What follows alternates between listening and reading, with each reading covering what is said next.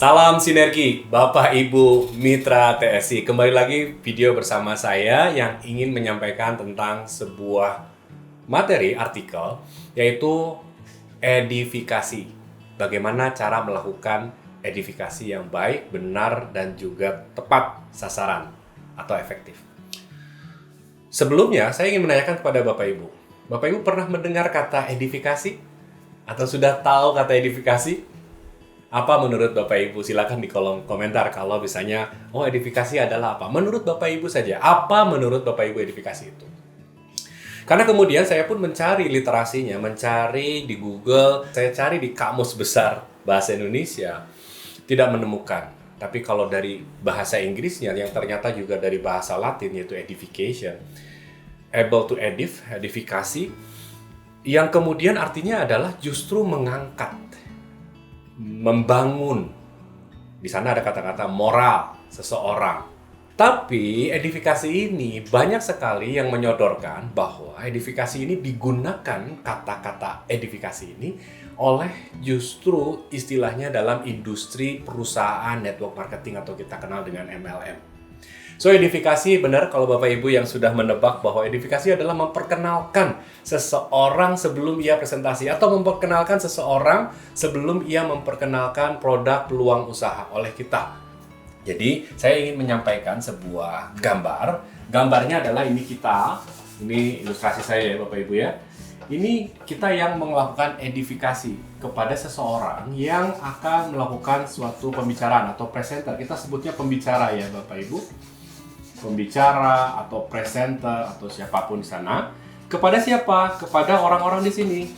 Orang-orangnya baik satu orang maupun banyak orang, kelompok orang. Ya, ada banyak orang, ada kelompok orang.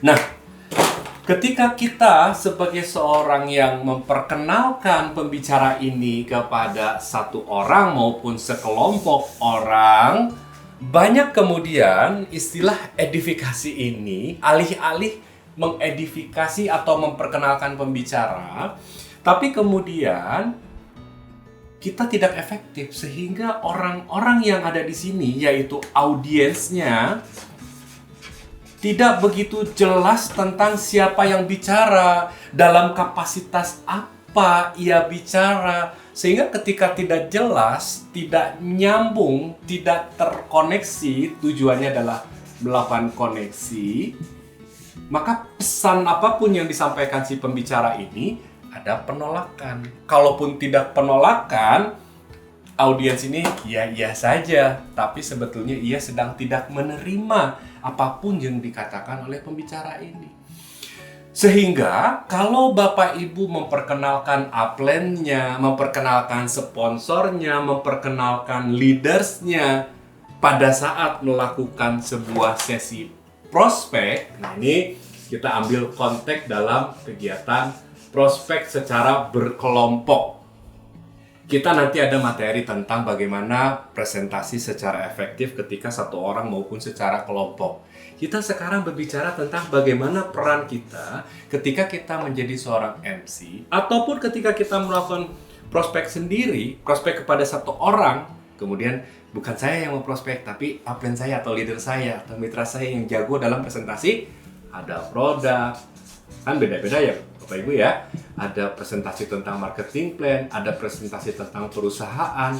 Di dalam sebuah konsep prospek secara kelompok, itu dibagi-bagi. Kita misalnya mau memperkenalkan seorang pembicara, bagaimana sih caranya agar audiens ini mampu menerima bukan hanya pesannya jelas, yang penting adalah pesannya, tapi juga orangnya. Karena boleh jadi pesannya sudah bagus, presentasinya keren, tapi tidak terkoneksi dengan audiens. Audiens tidak merasa penting untuk mendengarkan ini semua. Sayang apa sayang banget? Sayang banget.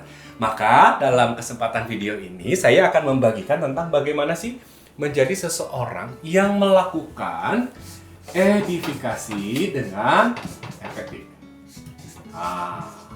Ya, ada beberapa hal. Ketika kita mampu melakukan edifikasi dengan tepat, maka nantinya audiens akan merasa terkoneksi dan pesan-pesannya tersampaikan. Dan yang paling utama adalah peluang yang ditawarkan oleh si pembicara atau presenter atau upline kita ini ditangkap pentingnya. Oh, jadi menarik, jadi sesuatu yang wah, gua mau join tuh, saya mau gabung tuh, sehingga prospek menjadi berhasil.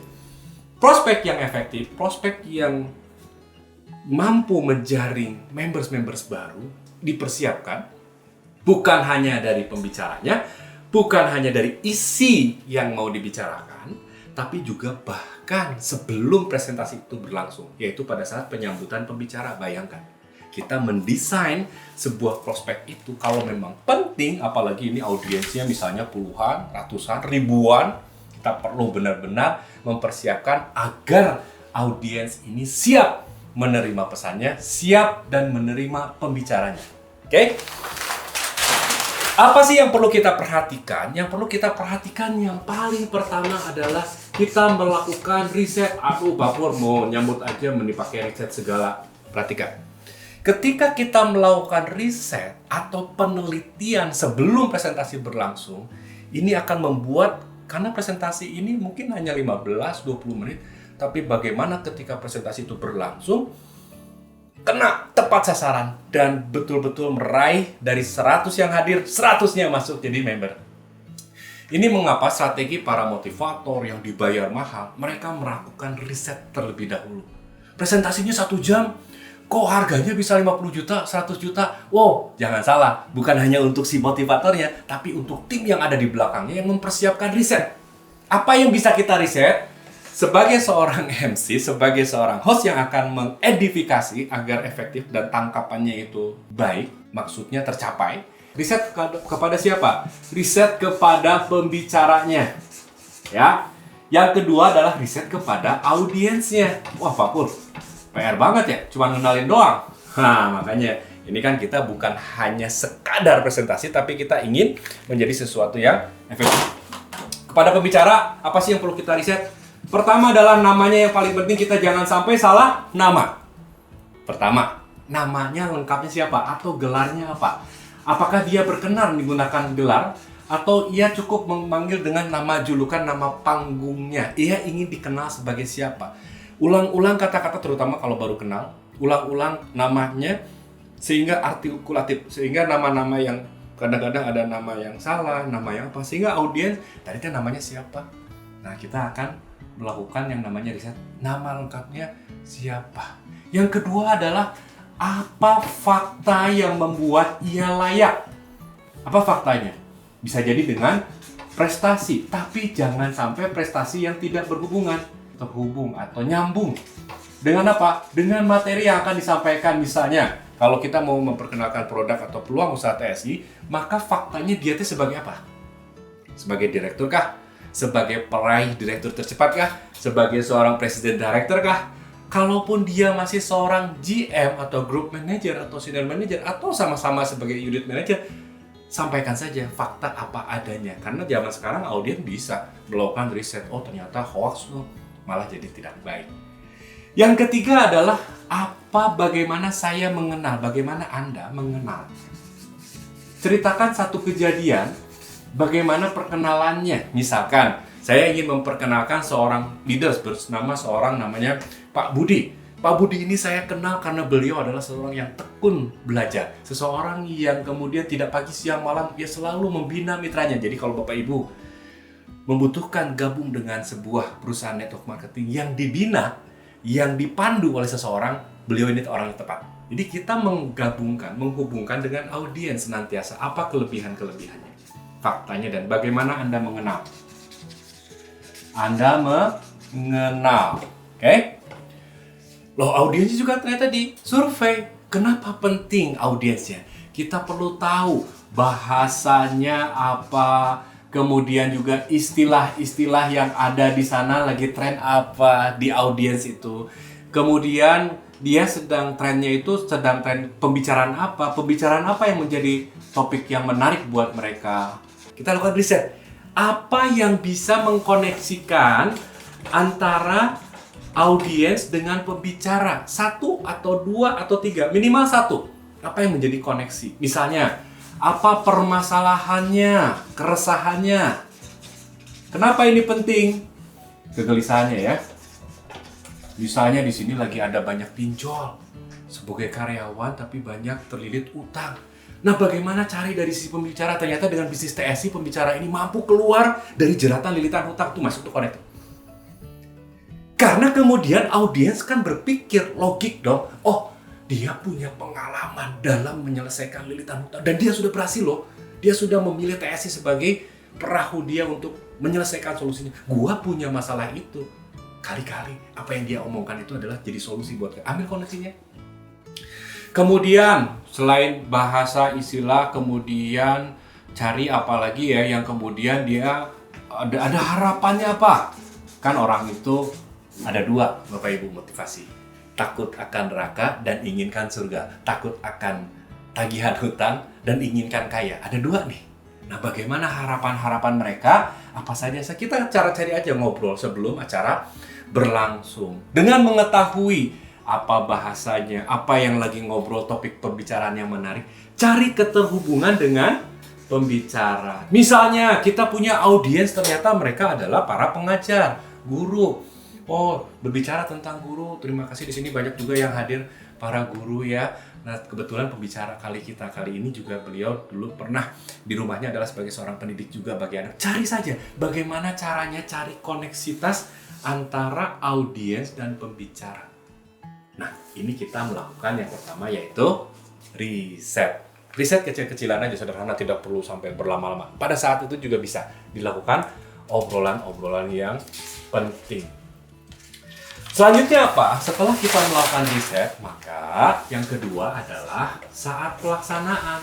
Jadi saat event berlangsung atau saat pelaksanaan. Hal-hal yang perlu diperhatikan saat pelaksanaan adalah ketika kita mau memperkenalkan, kita perlu yang namanya rendah hati, jangan egois, jangan kita menjadi kemudian merasa diri lebih dibanding pembicara. Yang kedua adalah pada saat event, kita perlu memastikan audiens bisa mendengar suara kita dengan jelas. Jangan sampai nggak jelas, udah memperkenalkan, kemudian datang pembicaranya, pada saat pembicara-bicara baru masalah terdengar oleh Anda misalnya. Oh, pastikan dengan menanyakan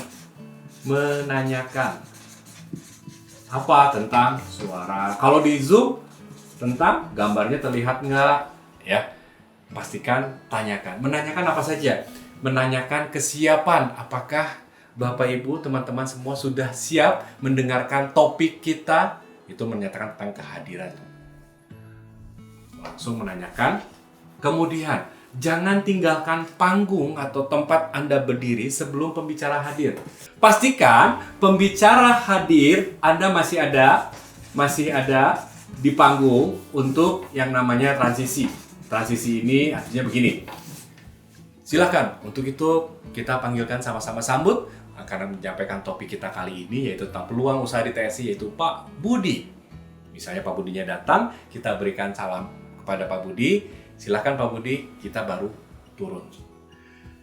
Nah, itulah Bapak Ibu, bagaimana kita melakukan yang namanya presentasi untuk memberikan edifikasi sehingga bukan hanya pembicaranya yang diberikan penghormatan, diangkat moralnya sehingga pembicara ini punya self-confidence, kepercayaan diri untuk menyampaikan, tapi juga kita perlu memperhatikan aspek audiensnya.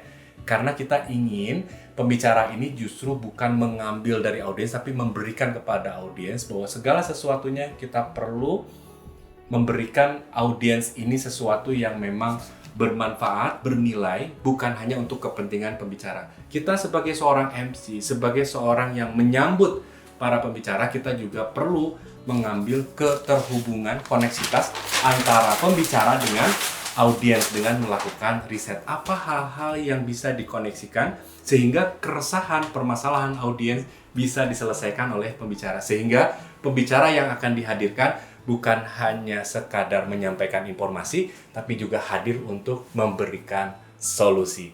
Insya Allah, TSI di setiap kesempatan memberikan solusi dengan produk maupun peluang usahanya.